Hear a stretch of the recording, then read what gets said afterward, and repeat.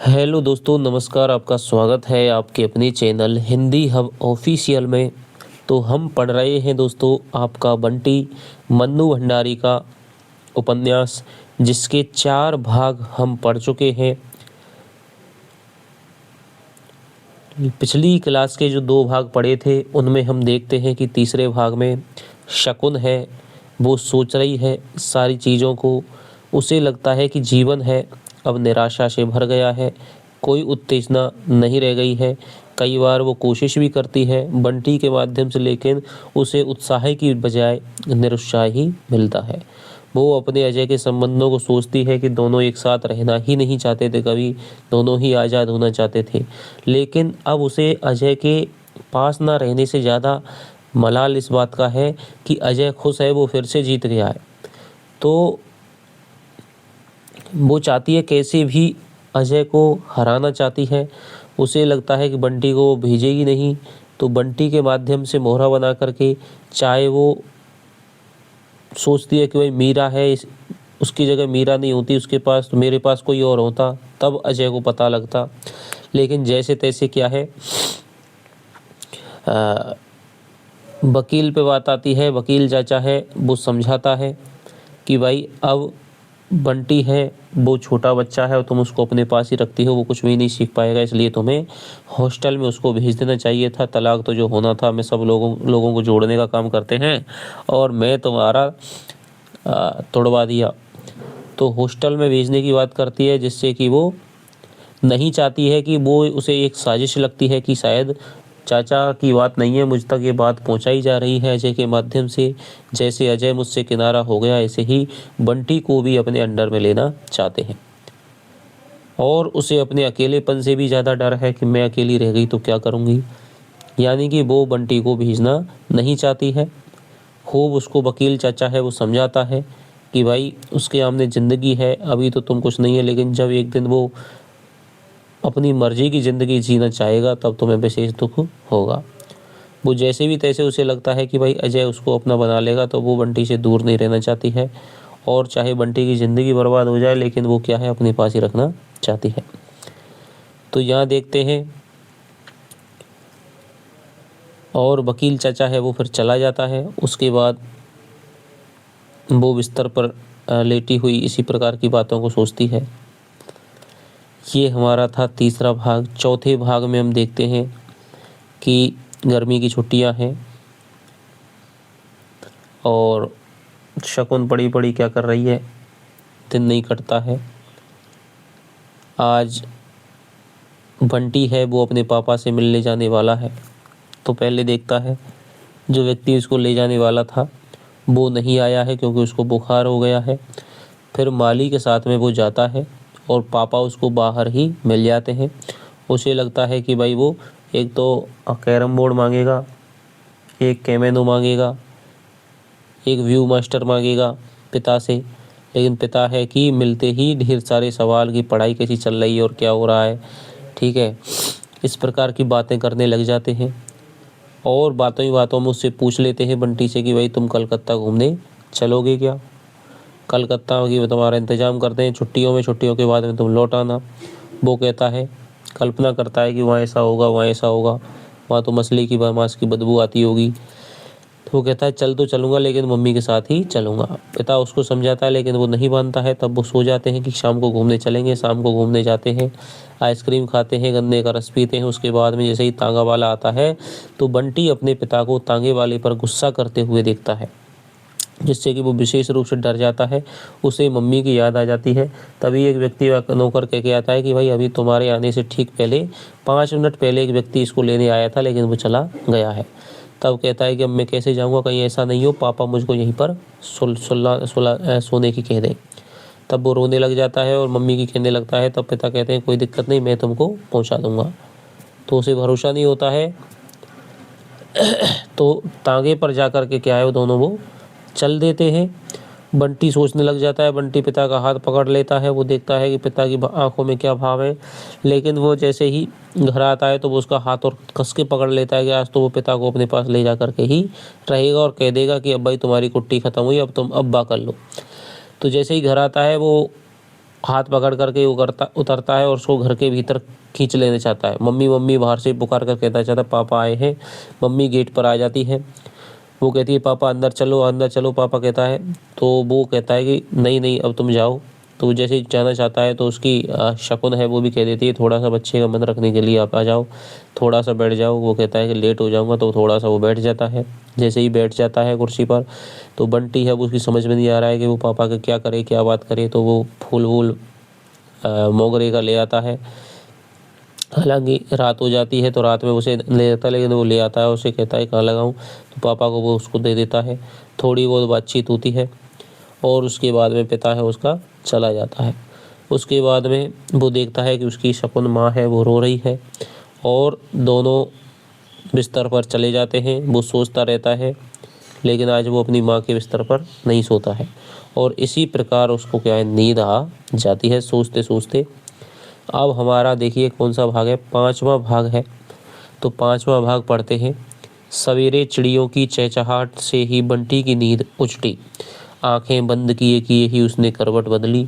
बिस्तर के अनछुए हिस्से की नमी भरी ठंडक सारे शरीर में एक फरेरी सी दौड़ती हुई उसे ऊपर से नीचे तक ताजगी से भर गई। नींद की दुनिया से वो असली दुनिया में आया तो कल का सारा दिन एक क्षण को खुमारी भरी आंखों के सामने कौंध गया। पापा के साथ बिताया हुआ दिन, साथ ही ख्याल आया मम्मी का। मम्मी की उदासी, सूजी सूजी सी आंखें, बिना एक शब्द भी बोले उसे चुपचाप सुला देना। एक बार भी अपने पलंग पर आने को ना कहा, ना प्यार किया, ना सारे दिन के बारे में कुछ पूछा, पर क्यों। और कल की बात के साथ ही कल का क्यों भी उसके सामने आकर खड़ा हो गया। उसने करवट बदली। अधमुदी आंखों से ही मम्मी के पलंग की ओर देखा। पलंग खाली था। तो मम्मी उठकर चली गई। एक बोझ जैसे उसके उस पर से उतर गया। वरना मम्मी के सामने वह कैसे आंखें खोलता। कल वापस लौटने के बाद से बराबर ही लग रहा था जैसे उससे कुछ गुनाह हो गया है, कुछ गलत हो गया है। नहीं भेजना था तो मम्मी मना कर देती। इतना नाराज होने और रोने की क्या जरूरत थी। अब वह भीतर जाएगा। अभी भी मम्मी उससे नहीं बोलेंगी। मम्मी नहीं बोलेंगी तो कैसे रहेगा वह। इम्तिहान भी तो शुरू होने वाले हैं, कौन पढ़ाएगा उसे। एकाएक बंटी का मन रोने रोने को हो आया। वह उठा, देखता हूँ कैसे नहीं बोलेंगी, मैं क्या कर सकता था, पापा ने जो बुलाया था।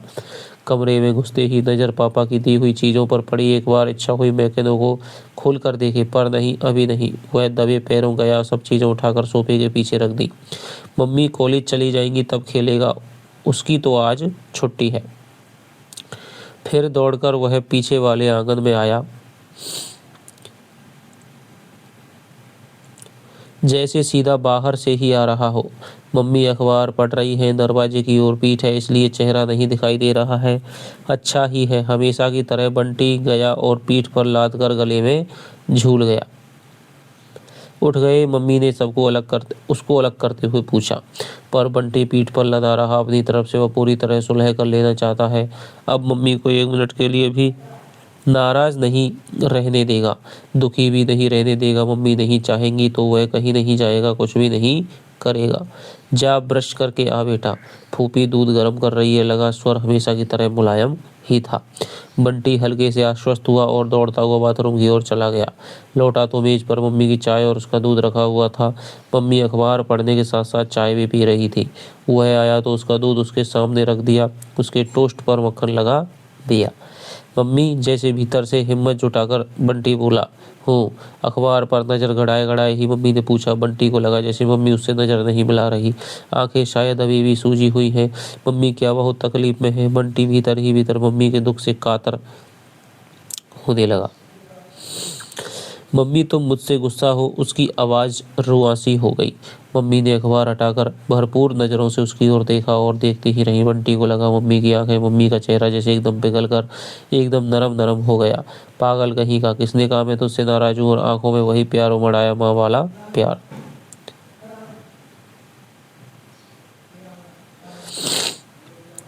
बंटी का मन हुआ दूध टोस्ट रखकर मम्मी के गले से लिपट जाए, पर वह हिला नहीं। बस मम्मी की आंखों के उस लाड़ को रोम रोम में महसूस करता बैठा रहा। लगा मन पर एक बहुत बड़ा बोझ था, वह उतर गया। मम्मी फिर अखबार पढ़ने लगी। धीरे धीरे उनके चेहरे पर फिर वही उदासी फैल गई। मम्मी उदास होती तो सारा घर कैसा उदास हो जाता है। कमरे कमरे की हर चीज़ हमेशा बकर बकर करने वाली फूफी भी जाने कैसी कैसी हो जाती है। बंटी बोले तो किससे बोले, करे तो क्या करे। तभी आंखों के सामने मैकेनो का यह डिब्बा घूम गया। नहीं, अभी बिल्कुल नहीं।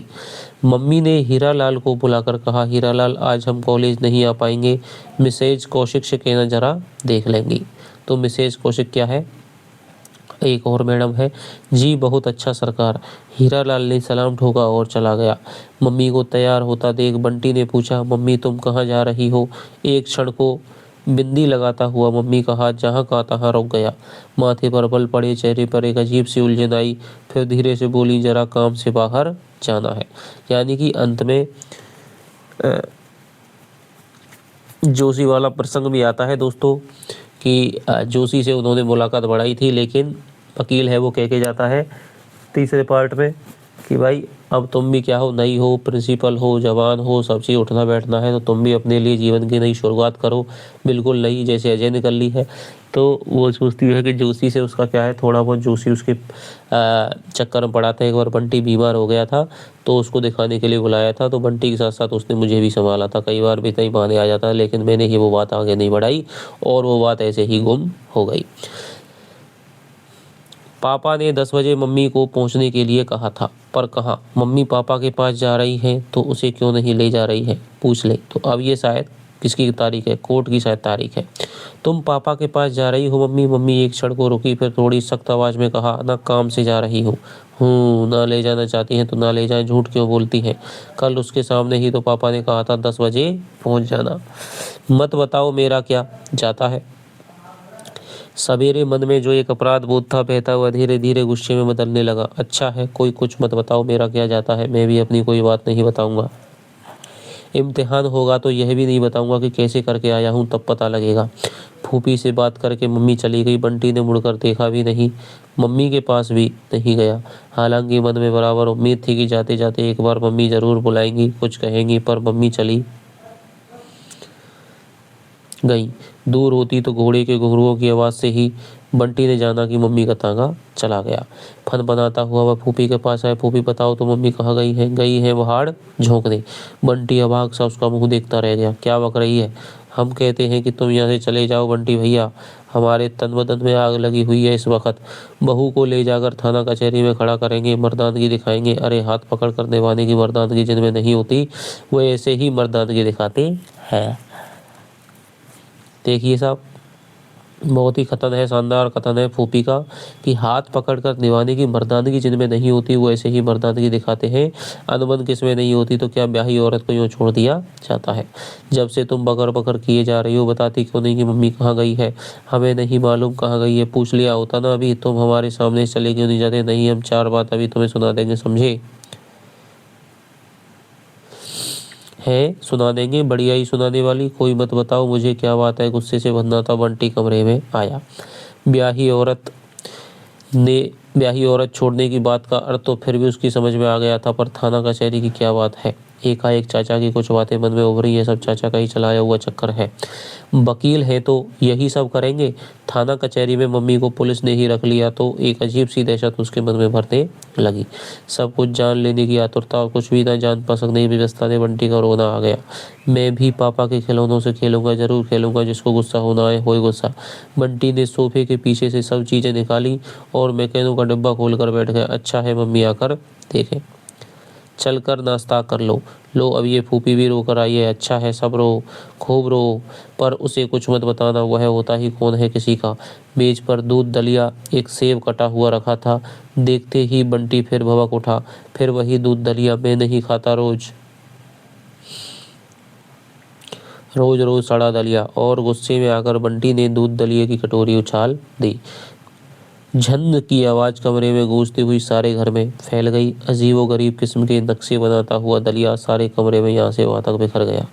पूरी तरह तैयार होने के बावजूद एक क्षण को बंटी जैसे अपने किए पर सहम गया। फेंको, खूब फेंको, सारी चीज़ें उठाकर फेंको। आखिर तुम किसी से कम हो? यह तो एक बहू जी हैं जो तुम्हारे पीछे जान हलकान किए रहती है, नहीं तो। चुप कर, बंटी पूरी ताकत लगाकर चीखा। चुप करे वह जिसकी जीभ नहीं है। आने दो मम्मी को, यूं का यूं पड़ा रहने दूंगी ये सारा दरिया। देखें तो तुम्हारे कारनामे, अभी से तुम्हारा यह हाल है तो बड़े होकर पता नहीं क्या सुख दोगे अपनी मेहतारी को। मेहतारी।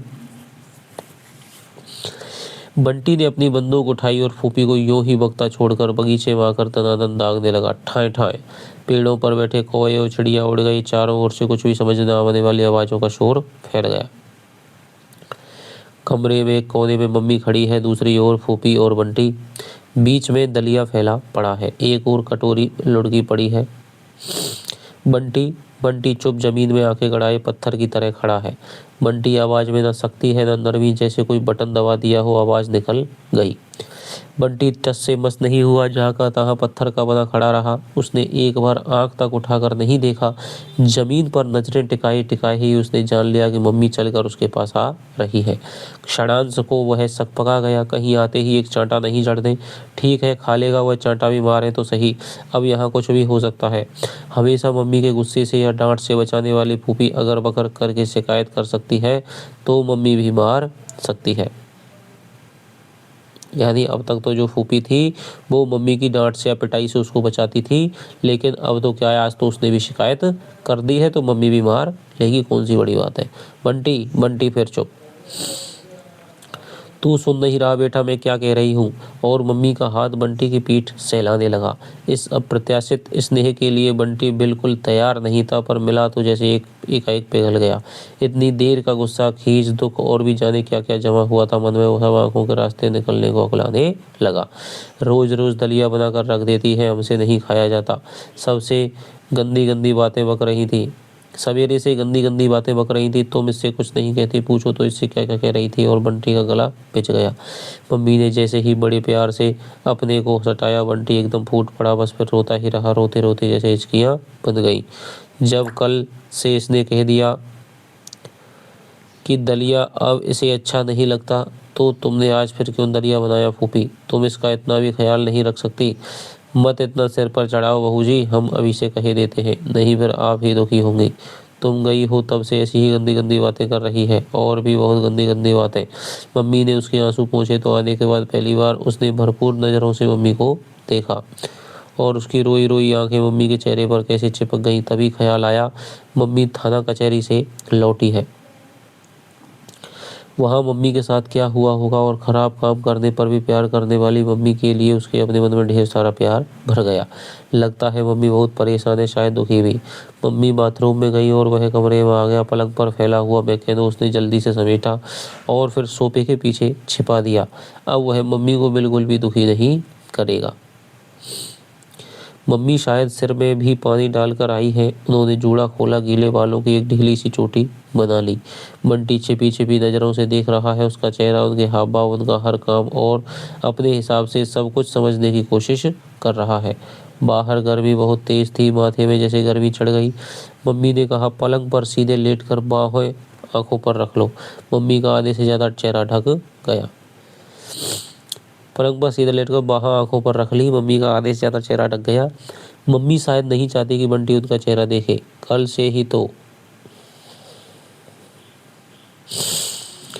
कितनी उदास है मम्मी, और मम्मी की इस उदासी से बंटी खुद भीतर ही भीतर कहीं बड़ा उदास और दुखी हो आया है।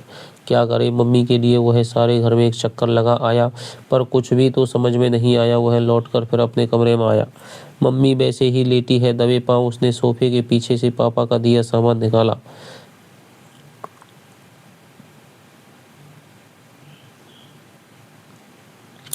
वो धीरे से अलमारी खोलकर उसमें बंद कर दिया। अब एकाएक ख्याल आया, मम्मी के लिए शिकंजी बनाकर ले आए। वह दौड़ा दौड़ा गया, नहीं फूफी से वह बिल्कुल बात नहीं करेगा, उस पर सवेरे से भूत चढ़ा हुआ है। अपने हाथ से शिकंजी बना लेगा। जाने कैसी फुर्ती आ गई उसके हाथों में। स्टूल पर चढ़कर चीनी उतारी, नींबू काटा, थर्मस में से बर्फ निकाला। फूफी कैसे देख रही है उसकी तरफ, बोलो तो सही अब कुछ मम्मी। सारी मिठास बोलकर उसने धीरे से पुकारा, मम्मी। चुप, क्या सो गई? नहीं, शायद रो रही है। वह गौर से देखने लगा, कहीं से बदन थरक रहा है, पर नहीं, मम्मी एकदम निष्पन्द लेटी थी। मम्मी, यह शिकंजी लो, मैं बनाकर लाया हूँ। और उसने एक हाथ से खींचकर उनका हाथ हटा दिया। बंद आंखें और ऐसा कातर चेहरा कि बंटी भीतर तक पिघल गया। क्या हो गया मम्मी को? मम्मी, शिकंजी पियो ना, बड़े अनुरोध भरे स्वर में उसने कहा, पर अंत तक आते आते उसका अपना स्वर जैसे बिखर गया। मम्मी उठी।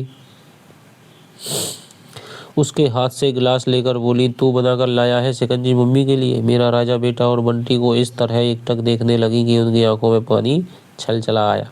उन्होंने एक घूंट में गिलास खाली करके नीचे सरका दिया और बंटी को अपने पास खींचकर दोनों गालों पर एक एक किस्सू दे दिया। बंटी जैसे निहाल हो गया, मन हुआ वह भी मम्मी के गालों में बाहर डालकर खूब प्यार करे।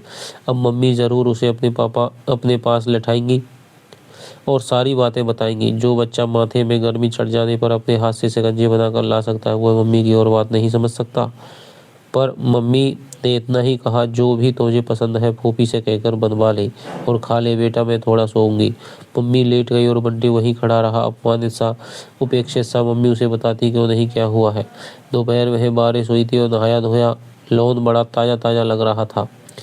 आज क्यारियों को सींचने की जरूरत नहीं है। बंटी माली के साथ साथ पौधों के पास उगाई झाड़ को उखाड़ उखाड़ कर फेंक रहा है।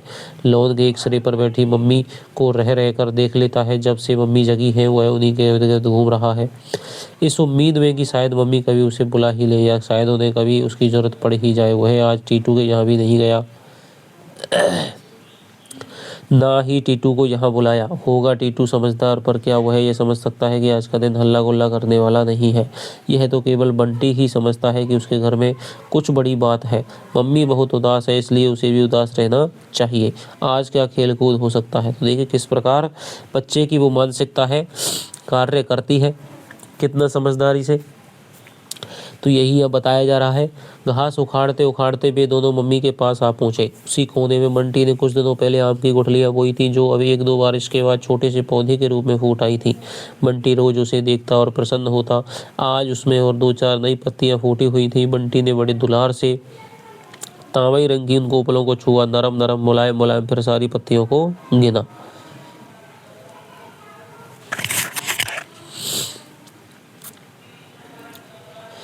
माली दादा, अच्छा बताओ तो कितने दिनों में वह पौधा पेड़ बन जाएगा, बड़ा पेड़ जिसमें आम लगने लगे। माली ने अपना झुर्रियों वाला चेहरा ऊपर को उठाया, फिर अपनी गिजगिजी सी आंखों को मिचमिचाते हुए बोला, हमारे बंटी भैया बच्चे तो उनका पौधा भी बच्चा। बंटी भैया जब जवान होंगे तो पौधा पेड़ हो जाएगा। फिर बंटी भैया का ब्याह होगा, बहुरिया आएगी, बाल बच्चे होंगे तो पेड़ में भी बौर फूटेगा, कोयल कूकेगी, आम लटकेंगे। बंटी भैया के ब्याह में इसी आम का बंधनवार बांधूंगा, समझे। फिर मम्मी की ओर देखकर बोला, सुन रही है ना बहूजी, बहुत बड़ी बख्शीश लूंगा बंटी भैया के ब्याह में। आशीर्वाद दीजिए कि आपका यह बूढ़ा माली जिंदा रह जाए तब तक। धत्त बेकार की बातें करते हो। बंटी झेप गया। फिर उसने छिपी नज़रों से मम्मी की ओर देखा। एक बड़ी फीकी पर मोहक सी मुस्कान मम्मी के चेहरे पर लिपटी हुई थी। तो क्या माली की बातों से मम्मी खुश हुई? बताओ ना कब होगा यह पेड़? बताया तो, अब तुम नहीं मानते तो बहू जी से पूछ लो। आखिर क्यारी साफ करके माली हाथ जोड़कर खड़ा हो गया। आप ही बताओ बहू जी, आम का पौधा बंटी भैया के साथ ही जवान नहीं होगा? मैं क्या झूठ कहता हूँ? तुम बताओ मम्मी। और वह मम्मी की कुर्सी के हत्थे पर जा बैठा। यह बात तो शायद मम्मी और उसके बीच सेतु बन जाए। वह मम्मी से बोलना चाहता है कुछ भी, किसी भी विषय पर। मम्मी जो भी कहे वह सुनेगा, पर मम्मी कहे तो। आम के पेड़ को तो बहुत साल लगते हैं बेटे, शायद 10 साल। बाप रे, 10 साल! बहुत ही जल्दी। दूसरी बात नहीं पूछेगा तो मम्मी चुप हो जाएंगी और उसे जैसे कोई बात भी समझ में नहीं आ रही है। बिना जरूरत के तो सैकड़ों बातें दिमाग में आएंगी। और इस समय, अच्छा मम्मी, कुछ कुछ कहानियों में ऐसे पेड़ होते हैं ना, जिनमें चांदी की पत्तियां होती हैं, सोने के फलों के अंदर मोतियों के दाने निकलते हैं। ऐसे पेड़ हम नहीं उगा सकते। नहीं रे, वे सब तो कहानियों की बातें होती हैं। पर अगर ऐसा होता नहीं तो कहानियों में कैसे आ जाता है? कहानी तो आदमी ही बनाता है। जिस चीज़ को आदमी ने कभी देखा ही नहीं, वह बात उसके दिमाग में आती ही कैसे है? फिर जरूर कभी ऐसा रहा होगा। पता नहीं बंटी ने ऐसा क्या कह दिया कि मम्मी एकटक उसका चेहरा देखने लगी। छलछलाई आंखों ने उनके चेहरे की उदासी को और गहरा दिया। ऐसा नहीं होता, मैंने कुछ गलत कहा मम्मी। बंटी ने इस तरह कहा जैसे कोई अपराध हो गया हो उससे। होता होगा, मुझे नहीं मालूम। और बात का सूत्र फिर टूट गया। बात को जोड़ने के प्रयत्न में बंटी का अपना मन जैसे कहीं से बिखरता जा रहा है। रात को हाथ मुंह देकर, नाइट सूट पहनकर, बिना एक बार भी नहीं किए दूध पीकर एकदम राजा बेटा बना हुआ वो मम्मी के पास आया। लेकिन मम्मी ने फिर भी उसे अपने पास सोने के लिए नहीं कहा। थोड़ी देर वह इसी प्रतीक्षा में खड़ा रहा। फिर बिना कहे ही वह मम्मी के पलंग पर बगल में लेट गया।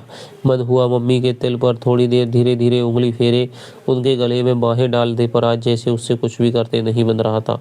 बस सवेरे से वह टुकुर टुकुर मम्मी को देखता रहा है और प्रतीक्षा करता रहा है कि अब कुछ हो। होना क्या था यह शायद उसे भी नहीं मालूम था, पर फिर भी जैसे कुछ होने की उसने हर क्षण प्रतीक्षा जरूर की है।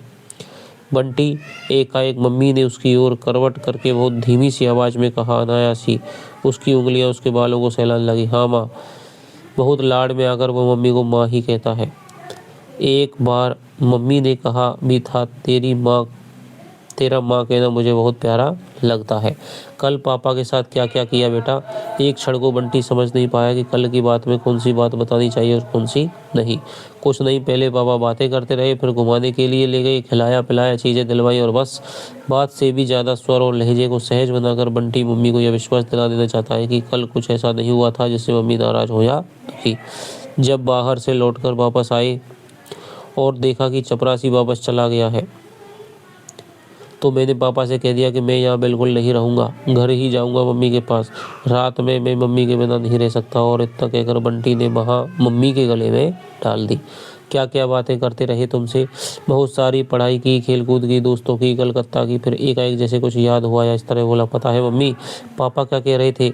और वह एकदम कोहनियों के बल उठाया। क्या कह रहे थे? तुम इस बार छुट्टियों में कलकत्ता आना, खूब घुमाएंगे फिराएंगे, छुट्टियां खत्म होने पर फिर वापस छोड़ जाएंगे। इस वाक्य ने मम्मी की जड़ता एकदम जैसे टूट गई। अपने चेहरे पर गड़ी हुई नजरों से तीखेपन को बंटी ने भीतर तक महसूस किया। अब इस बात से वह सचमुच मम्मी को जीत लेगा, उसकी सारी नाराजगी दूर कर देगा। मम्मी पहले ही पूछती तो वह सब बता देता, बिना कुछ जाने बेकार ही सवेरे से नाराज घूम रही है। अब जाने सारी बात और देखें उसकी समझदारी। फिर तूने क्या कहा? मैं क्या कहता, मना कर दिया। कह दिया कि मैं तो अभी मम्मी के बिना कहीं जाता ही नहीं। बंटी एकाएक उत्साह में आ गया। अब तो मम्मी जान लेंगी पापा के बुलाने से उनके पास हो आया तो क्या, वह बेटा तो मम्मी का ही है। अच्छा किया। मम्मी का स्वर भीगा हुआ और आवाज में रुधी हुई सी थी। मैं क्यों जाऊंगा अकेला? तो मैं कभी जा ही नहीं सकता। बंटी बेटा तू मेरे पास ही रहना। और उसके बाल सहलाती हुई मम्मी फिर जैसे अपने में ही खो गई। तो मम्मी को यह डर है कि पापा उसे अपने साथ ले जाएंगे, इसीलिए शायद सवेरे से ही नाराज थी। पर पापा उसे क्यों ले जाएंगे? वह तो शुरू से ही मम्मी के पास रहा है। कैसी लड़ाई है ये मम्मी पापा की। तभी मन में एक बात टकराई। याद आया एक बार उसकी और टीटू की लड़ाई हो गई थी धुआंधार। घूंसे मुक्के मारपीट सभी कुछ हुआ था। फूफी ने बीच बचाव करके टीटू को उसके घर भेज दिया था। वह रोता हुआ चला गया था और थोड़ी देर बाद ही शन्नु आई थी। बंटी टीटू की सारी चीजें दे दो, वह अब तुमसे कभी नहीं बोलेगा। पक्की कुट्टी कर ली है उसने। कर ली है तो कर ले, हमारी भी पक्की कुट्टी है। उसने कहा पहले हमारी चीजें दे जाएगा फिर अपनी ले जाएगा। हमें नहीं चाहिए सड़ी चीजें। हूँ घमंडी खटखना कहीं का। और फिर दोनों ने अपनी अपनी चीजें वापस ले ली थी, दूसरे को लौटा दी थी। घंटे भर के भीतर सारे हिसाब किताब साफ कर लिए थे। लड़ाई में शायद ऐसा ही होता है। और वह फिर भी किसी की चीज पर वह भी किसी की चीज है क्या? है तो किसकी? मम्मी की या पापा की? नहीं, वह मम्मी का है। मम्मी के ही तो पास रहता है। पापा उसे प्यार करते हैं, वह भी पापा को प्यार करता है। पापा उसे अच्छे भी लगते हैं, पर पापा उसे क्यों लेना चाहते हैं? लेकिन पापा लड़े तो नहीं। उसने मना किया तो मैं वहाँ नहीं रहूँगा। घर जाऊँगा तो चुपचाप यहाँ छोड़ गए। यहाँ भी तो दोनों बिल्कुल नहीं लगे। मम्मी पापा की लड़ाई शायद ऐसी ही होती होगी, चुपचाप वाली। कहीं ऐसा तो नहीं है कि सवेरे पापा ने मम्मी को बुलाकर कुछ कहा हो और इसीलिए मम्मी इतनी उदास हो। उसने एक बार मम्मी की ओर देखा, फिर हिम्मत करके पूछा, मम्मी आज सवेरे तुम पापा के पास गई थी, वहाँ क्या हुआ था? अब होने को बाकी ही क्या रह गया था? बस अब से तू मेरा बेटा है, केवल मेरा। भूल जा कि तेरे पापा। और मम्मी का स्वर भिज गया। उनसे फिर कुछ भी बोला नहीं गया।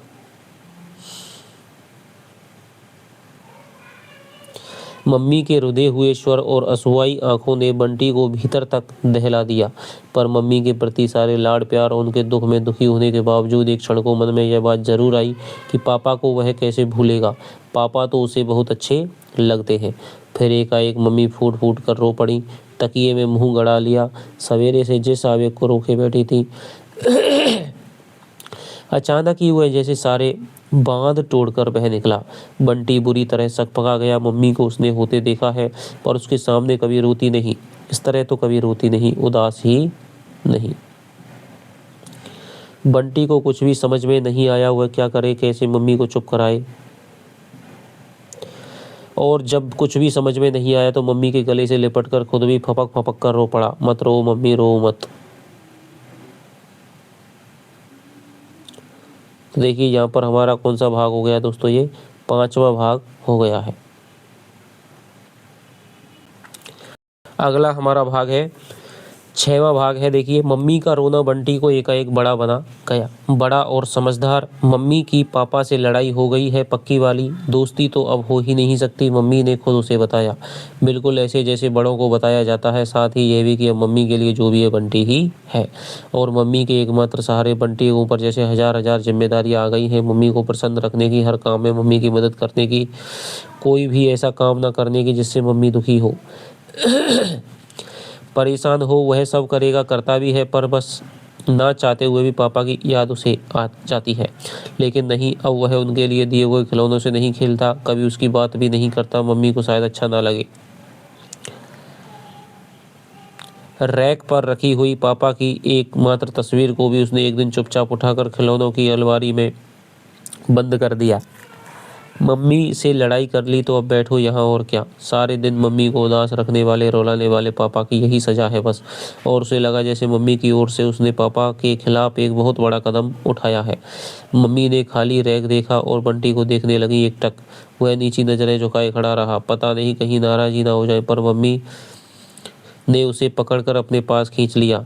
फिर प्यार किया, बहुत हल्के मुस्कुराई भी, शायद उसकी समझदारी पर न जाने क्यों उसकी आंखें नहीं मुस्कुरा पाई, बल्कि उदास हो गई, बिना आंसू के भी, जैसे रोई रोई हो जाया करती हैं वैसी ही। तब वह एक क्षण को समझ ही नहीं पाया उसने ठीक किया है या गलत। तस्वीर हटने से मम्मी खुश है या उदास, क्योंकि मम्मी के होठ तो मुस्कुराए पर आंखें उदास हो गई। कोई बात नहीं, धीरे धीरे वह इन बातों को भी समझ लेगा। जितनी समझ आ गई है वही क्या कम है। बाहर निकलकर आम के पौधे को देखता, बस कुल 2 नई पत्तियां, कुल 4 पत्तियां, लगता हुआ तो उसके मुकाबले में बहुत बहुत बड़ा हो गया है। माली दादा कहते थे तुम्हारे साथ साथ बड़ा होगा। कैसे होगा मेरे साथ साथ बड़ा? कोई आसान है इतनी जल्दी जल्दी बड़ा होना? कोई हो सकता है? पापा ने इस बार उसे चिट्ठी लिखने को कहा था, पर उसने नहीं लिखी। लिखना तो खूब अच्छी तरह जानता है, लिख भी सकता है। पापा ने कहा भी था अब वह जरूर बराबर चिट्ठियाँ लिखा करेगा। तब वह सारी बात समझता कहाँ था। तब तो उसे यह भी नहीं मालूम था कि मम्मी पापा की पक्की वाली कुट्टी हो गई है। पर अब कैसे लिख सकता है भला? वह पूरी तरह से मम्मी की तरफ है। मम्मी से उसकी कुट्टी है तो फिर बंटी से भी ऐसा ही होता है। फिर भी जब मम्मी इधर उधर होती हैं तो वह चुपचाप अलमारी खोलकर उस किताब को निकाल कर देख लेता है जिसके पीछे के कवर पर पापा अपना पता लिख गए थे। अब तो उसे मुँह ज़बानी याद भी हो गया। एल्गिन रोड पता पड़ने के साथ ही उसके मन में पापा के घर के नक्शे उभरने लगते हैं। खूब खूब ऊंचा मकान, एल्गिन रोड के नक्शे उभरते हैं, कलकत्ते के नक्शे उभरते हैं, हावड़ा ब्रिज, जू लेक्स, बोटेनिकल गार्डन्स, बिना तने का बड़ा वाला बड़ का पेड़, पीसी सरकार का जादू, और फिर इन सबको दबोचती हुई, कुचलती हुई समझदारी उभरती है कि नहीं, उसके इन सब के बारे में सोचना भी नहीं है। पर इन सबको कुचलने के साथ उसके अपने भीतर जाने क्या कुछ कुचलता रहता है। तब वह अपने आप से प्रॉमिस करता है कि कभी भी पापा की बात नहीं सोचेगा। मन ही मन किए हुए प्रॉमिस पर जब पूरी तरह से भरोसा नहीं हो पाता तब जोर जोर से बोलकर प्रॉमिस करता है। अपनी ही आवाज़ सुनकर उसके भीतर एक नया आत्मविश्वास जागता। मम्मी आज कल पहले की तरह सारे दिन उदास नहीं रहती। वह बहुत अच्छा बन गया है, शायद इसीलिए वह बड़ा होकर भी अच्छा बन जाएगा तो फिर बहुत खुश रहने लगेंगी। आजकल शाम को कभी कभी बाहर भी जाती है। वह कभी मना नहीं करता, पूरी तरह आश्वस्त कर देता है मम्मी जाओ, मैं पीछे पड़ूंगा, फूफी से खाना लेकर खा लूँगा, एकदम भी तंग नहीं करूँगा। फिर मम्मी उससे पूछती अच्छा बता बंटी कौन सी साड़ी पहनूं? तब बिल्कुल बड़ों की तरह वह सलाह देता, बिना सोचे समझे नहीं, सारी साड़ियाँ देखकर, खूब सोच समझकर। और मम्मी जब वही साड़ी पहन लेती तो फिर अपनी नज़रों में बहुत महत्वपूर्ण हो उठता। मन में कहीं मम्मी की मदद करने का संतोष भर जाता। फिर जब मम्मी उसकी ओर देखती है तो उसकी आंखों में कैसा प्यार झरता है। वह मम्मी को जाने के लिए कहे तो देता है, पर मम्मी जब चली जाती है तो घर जैसे और भी ज़्यादा खाली खाली हो जाता है। सारे दिन बोर होते बंटी की बोरियत और ज़्यादा बढ़ जाती है। स्कूल खुला होता तो समझदार बनकर रहना कितना सरल हो जाता। आधा दिन स्कूल में कट जाता, आधा दिन समझदार होकर रह लिए। अब छुट्टियों में सारे दिन क्या करे वह, आखिर पढ़े भी तो कब तक। कभी फूफी से बतियाता रहता, कभी टीटू के घर चला जाता, या फिर घर के लोहे के फाटक पर झूलता या खड़ा खड़ा सड़क को ही देखता रहता। पर सड़क भी तो ऐसी है कि बहुत कम लोग इधर उधर जाते हैं। लोग इधर आते जाते हैं। शहर से कटी छटी बिल्कुल एक तरफ को है यह जगह। थोड़ी दूर और आगे तो बस्ती बिल्कुल ही खत्म हो जाती है। बस सड़क बनी हुई है और दोनों को दूर दूर तक फैले हुए उबड़ खाबड़ मैदान, और फिर उन मैदान की सरहदें बनाती हुई पहाड़ियाँ। खड़ा हुआ है फाटक पर रहता है, पर मन उसका दूर दूर दौड़ता रहता है। इन पहाड़ियों के पार क्या होगा, फिर उसके पास क्या होगा, फिर उसके भी आगे। मन में तरह तरह के चित्र उभरते हैं, डरावने और भी रंगीन भी। राक्षसों की डरावनी गुफाएं, परियों के सोने चांदी के महल। और फिर इन सब के बीच में से उभर आता है कलकत्ता किस तरफ होगा, कितनी दूर होगा यहाँ से। तब खट से उंगलियों का क्रॉस बन जाता। प्रॉमिस टूटने का पाप ना लगे। यानी आंटी मान लेता कि भाई मैं बिल्कुल पापा की बात नहीं करूँगा। पापा की जहाँ कलकत्ता बुलाना चाहते थे वो वही बात मैं नहीं करूँगा। मम्मी की बगल में लेटा बंटी आसमान देख रहा है। झिलमिल झिलमिल करके तारे छिटक रहे हैं आसमान में। सप्तऋषि मंडल है, वह आकाश गंगा है, वह तेज तेज चमकने वाला ध्रुव तारा है। इस तारे को दिखा दिखाकर ही तो मम्मी ने उसे बालक ध्रुव की कहानी सुनाई थी। 5 साल के बच्चे ने तपस्या की थी, इतनी सारी तपस्या की भगवान भी खुश हो गए। कैसे करते होंगे तपस्या, उसने मम्मी के पास पूछा, मम्मी तपस्या कैसे करते हैं? तपस्या क्यों? बताओ ना मम्मी, मैं जो पूछ रहा हूँ। अपने मन को मार लो, बस यही सबसे बड़ी तपस्या है, मम्मी ने जैसे टालने के लिए कह दिया। बालक ध्रुव ने तो जंगल में जाकर तपस्या की थी ना। की होगी रे। और मम्मी ने तकिए में इस तरह मुंह गड़ा लिया जैसे वो अब और बात नहीं करना चाहती हो। मन को मारना भी तपस्या करना हो सकता है क्या? मन तो आजकल वह भी कितना मारता है अपना, तो क्या वह भी तपस्या कर रहा है? एक अजीब सी पुलक उसके मन में जागी, एक अजीब सा आत्मविश्वास। कौन खुश होगा उसकी तपस्या से? भगवान? पापा? खट से उंगलियों का क्रॉस बन गया। पर नहीं, वह पापा को याद थोड़े ही कर रहा है। वह तो केवल सोच रहा है कि खुश होकर पापा फिर से उनके साथ रहने लग जाए। तो यह तो मम्मी की बात हुई, मम्मी की खुशी की। इससे प्रॉमिस थोड़े ही टूटेगा। मन को तसल्ली हुई। मम्मी से पूछे, पर नहीं, ऐसी बात भी मम्मी से नहीं पूछनी चाहिए। हूँ ना हो पापा खुश, वह मम्मी को ही खुश करेगा। खुश नहीं सुखी करेगा, उसके सिवाय मम्मी का है ही कौन। उसने मम्मी की ओर देखा। मम्मी ने तकिए में मुंह गड़ा रखा है। सचमुच उसकी मम्मी दुखी है। जब भी मम्मी को लेकर आगे की बात सोचता, उसे हमेशा लगता मम्मी बहुत बीमार है। वह खाना पीना सोना भूल कर मम्मी की सेवा कर रहा है। मम्मी पर दुख ही दुख है पड़ रहे हैं, और वह अपने नन्हे नन्हे हाथों से उन्हें दूर किए जा रहा है। कैसे दुख है सो नहीं जानता, उन्हें कैसे दूर कर रहा है यह भी नहीं जानता। बस मम्मी दुखी है और वह मम्मी का अकेला बेटा उन्हें दूर कर रहा है। कई बार मन होता मम्मी को यह बात बताए, पर कैसे? अच्छा, क्या तपस्या से पक्की कुट्टी को खत्म नहीं किया जा सकता?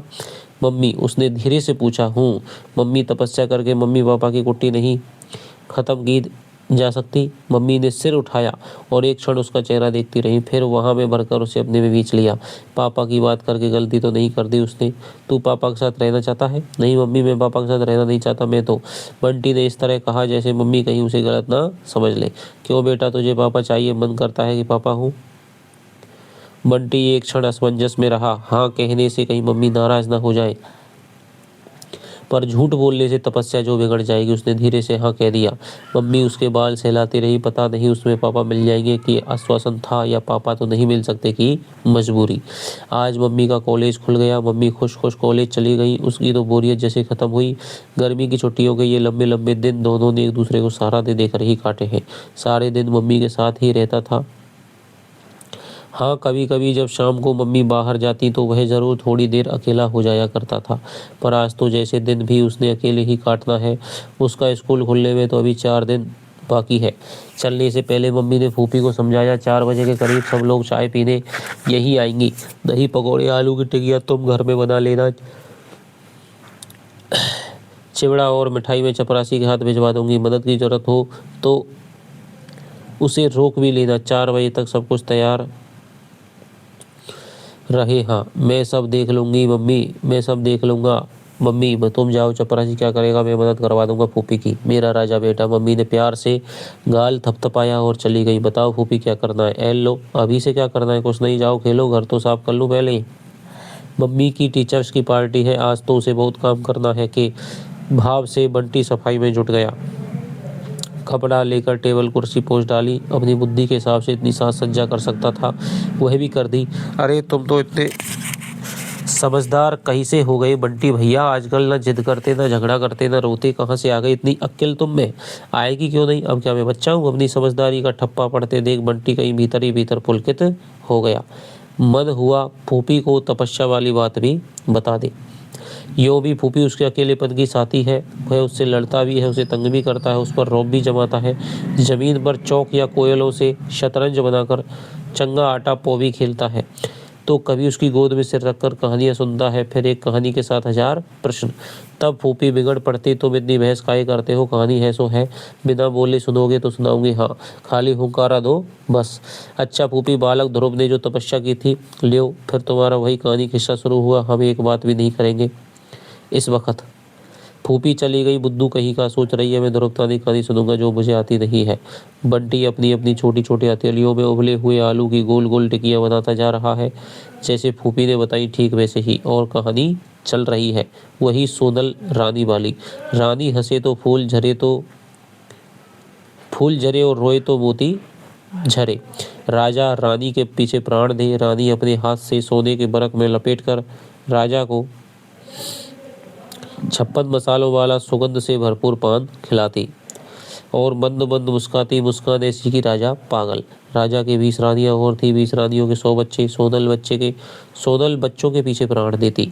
बच्चे खाए तो रानी खाए, बच्चे सोए तो रानी सोए, बच्चों का सिर दुखे तो रानी पीछे से छटपटाए, बच्चों के चोट लगे तो रानी के फूल जैसे शरीर से खून झरे। कोई नहीं पति आए तो आकर देख ले। पतिया यानी विश्वास नहीं हो तो। माए लोगों से बहुत देखी माए लोगों ने बहुत देखी, पर ऐसी माँ तो देखी न सुनी। अपने और सौतेले बच्चों में कोई भेद ही नहीं, देखते सुनते भी कैसे। कोई सचमुच की औरत तो थी नहीं, डायन थी, सारे जादू उसके बस में कर रखे थे, जैसा चाहती वैसा स्वांग धर लेती। और जब अमावस्या के दिन रात अंधेरी घुप हो जाती तो वह अपने असली रूप में आती। काली भूत अंधेरे में ऐसी घुल मिल जाती कि पता ही नहीं लगता। फिर सबको जादू के बस में किया और एक बच्चा हड़प। बंटी की सांस जहाँ की तहाँ रुक जाती। सवेरे मरे बच्चों की हड्डियों से चिमट चिमट कर ऐसी रोती, रात रोती कि चेत ही नहीं रहता। ऐसी रोती की रोती की चेत नहीं रहता। नौकर चाकर दौड़ पड़ते, कोई गुलाब जल छिड़कता, कोई केवड़ा जल। राजा खुद फूलों के पंखों से हौले हौले बयार करते, बेटे का गम भूल रानी की चिंता में परेशान हो जाते। रानी होश में आती तो चीखती, मेरे बच्चे को लाओ नहीं तो मैं प्राण दे दूंगी। इतना बड़ा राज्य, इतना बड़ा राजा, फिर भी कोई पता ही नहीं। वह अपने बच्चों को भी खा जाती थी। फूफी उस डायन के आतंक से पूरी तरह आतंकित पड़ी। बंटी आंखें करके पूछता, और क्या डायन बनने के बाद क्या उसे होश रहता कि किसका बच्चा है? बस भूख लगी खाओ, भूख लगी तो बच्चे को ही खाओ। उस मरे बच्चे के प्रति मन में कैसा भीख भी गाता बंटी का।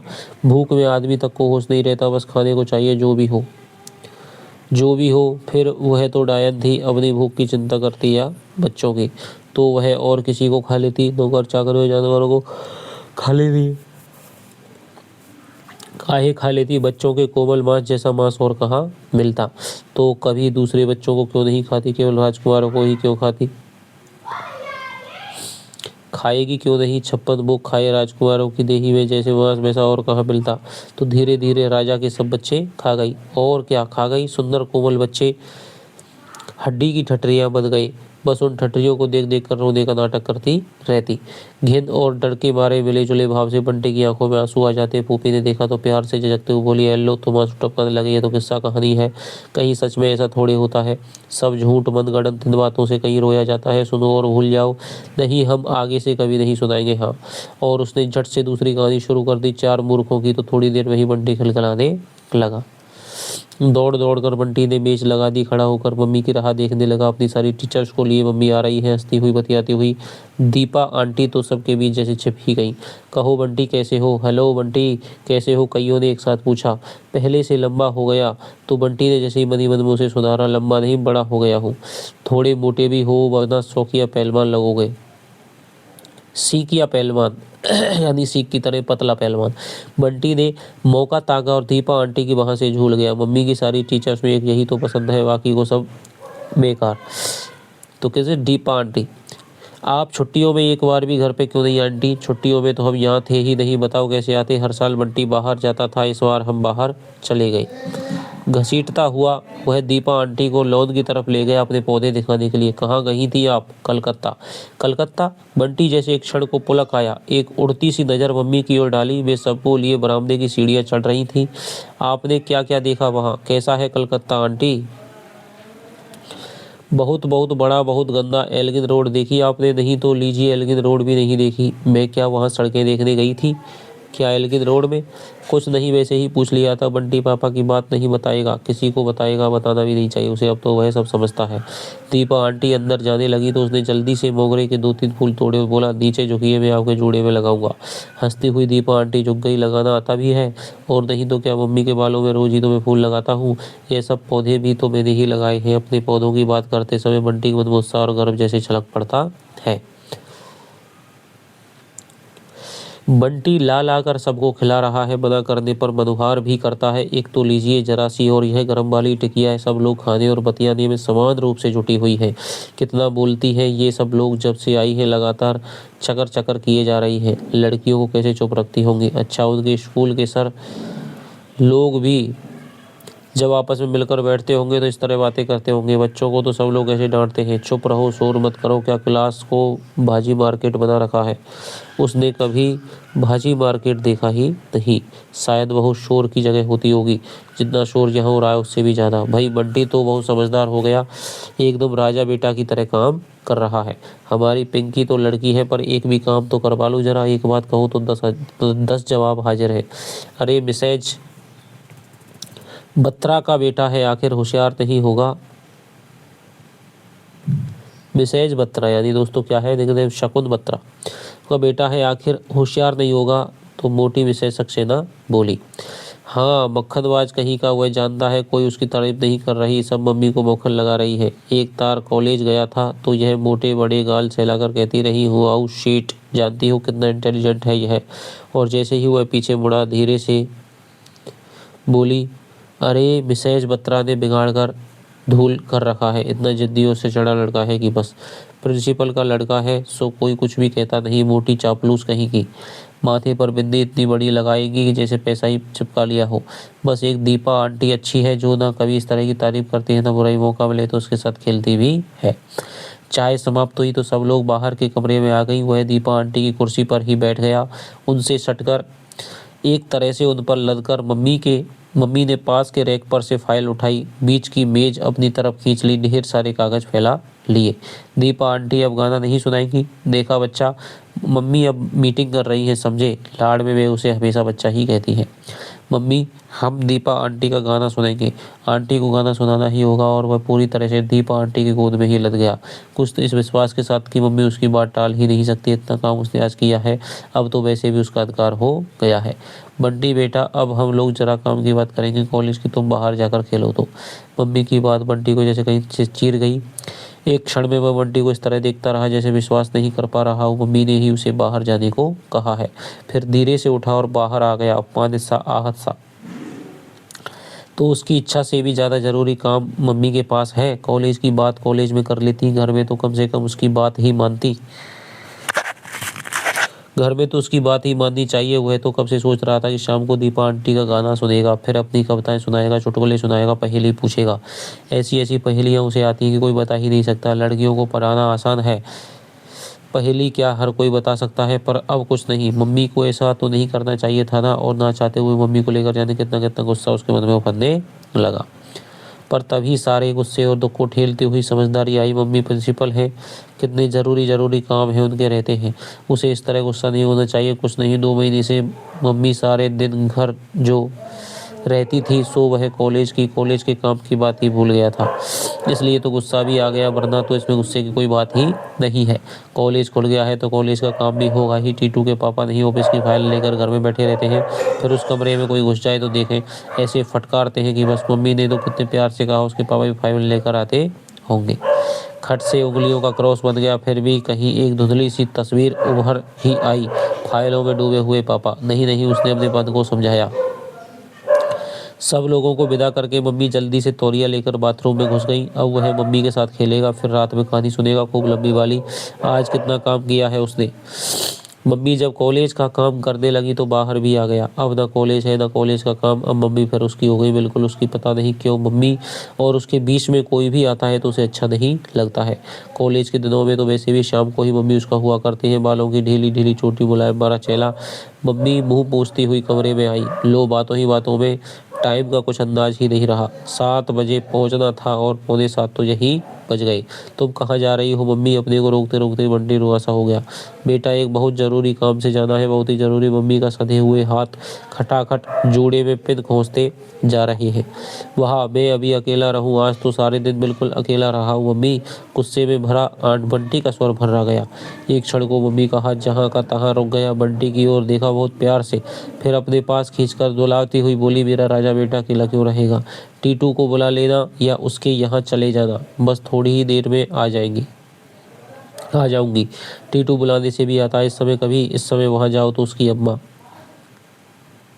ना हो तो साथ ले जाओ ना बहूजी, दरवाजे पर बैठी सुपारी काटती हुई फूफी ने कहा।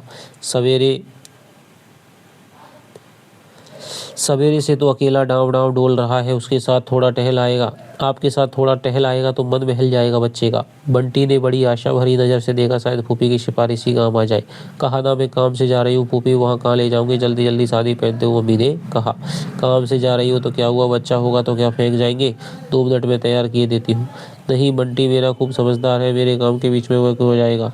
1 साल से तो कभी कॉलेज में भी नहीं जाता। वह क्या समझता नहीं कि बड़ों के बीच में नहीं जाना चाहिए। फिर गाल पर एक जोर का किस्सू देकर पूछा, है ना बेटा समझदार? मम्मी चली गई। लोहे के फाटक पर खड़ा खड़ा बनती जाती हुई मम्मी को देखता रहा। आंखों में भर आए आंसुओं को भीतर ही भीतर पीता रहा। और तब वह पहली बार बंटी ने महसूस किया कि समझदार बनना कितना मुश्किल है। मम्मी की नज़रों में समझदार होकर रहने का मतलब है कुछ भी मत कहो, कुछ भी मत करो। दूध उसे पसंद नहीं, फिर भी चूंकि ये पी लेता है। जो खाने को देते हो खा लेता है, जो कुछ करने को कहा जाता है कर लेता है। पर मम्मी भी तो बहुत बड़ी समझदार है, उन्हें भी तो वही सब करना चाहिए जो बंटी चाहता है, नहीं क्या?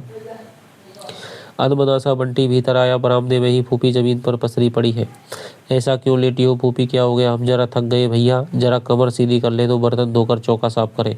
बंटी को लगा जैसे मम्मी फूफी को थका कर खुद चली गई। फूफी की थकान उसे कहीं अपनी बहुत करीब लगने लगी। मैं पैर से कमर दबा दूं, अभी ठीक हो जाएगी। फूफी उठकर बैठ गई। एक एक बंटी को देखते हुए बोली, अरे तुम्हें तो हो क्या गया बंटी भैया? और सुनो, तुम चले काहे नहीं गए मम्मी के साथ? पहले तो कभी ऐसे छोड़कर जाने की बात करती तो जाने नहीं देते थे तुम। सारे आंगन में लोट लोट कर अपना और मम्मी का जी हल्कान कर देते थे। यह उम्र से पहले बूढ़ा होना हमें अच्छा नहीं लगता तुम्हारा, समझे? जाओ खेलो कूदो, सेवा चाकरी करने को तुम ही रह गए हो हमारी। तो एकाएक बड़ी जोर से बंद हुआ बंटी का कि सारे आंगन में लोट लोट कर खूब खूब रोए, बिल्कुल पहले की तरह। और जब तक मम्मी ना आए जाए रोता ही रहे। मम्मी चुप करा करा कर थक जाए तब भी चुप ना हो। रात में मम्मी डॉक्टर जोशी की कार से उतरी तो बंटी लोहे के फाटक पर खड़ा मन ही मन कहीं रो ही रहा था। कैसे हो बंटी? कार में बैठे बैठे डॉक्टर साहब ने पूछा। मैं तो बिल्कुल ठीक हूँ, मुझे तो कुछ भी नहीं हुआ, उसने कुछ इस भाव से कहा मानो पूछ रहा हो आप यहाँ क्यों आए। डॉक्टर साहब की लगाई हुई सुइयों का दर्द और डर मन में फिर से ताजा होकर उभर आया। अंधेरे में ही मम्मी को देखा भी बिल्कुल ठीक लगी तब। और रात में जब वह मम्मी की बगल में लेटा तो बराबर प्रतीक्षा करता रहा कि मम्मी कुछ कहेंगी। उसने आज जितना काम किया उसके बारे में ही, पर मम्मी तो इतनी चुप है उन्हें पता ही ना हो कि बंटी भी उनके पास लेटा है। मम्मी उसके पास बाल सहला रही है, पर उसे लग रहा है कि मम्मी उसके बाल नहीं सहला रही। मम्मी उसे देख रही है पर नहीं, मम्मी उसे भी देख भी नहीं रही। मम्मी हूँ, तुम तो बहुत ही जरूरी काम से गई थी, फिर थारे काम। मम्मी तो शायद उससे बोल भी नहीं रही हो। तब बंटी का मन हुआ फूट फूट कर रो पड़े। तो ये हमारा दोस्तों 6वां भाग हो गया। इसकी जो समरी है मैं आपको अगली क्लास में बनाऊंगा। तो चलिए आपसे मिलता हूँ अगली क्लास में। तब तक दोस्तों बाय बाय, जय हिंद।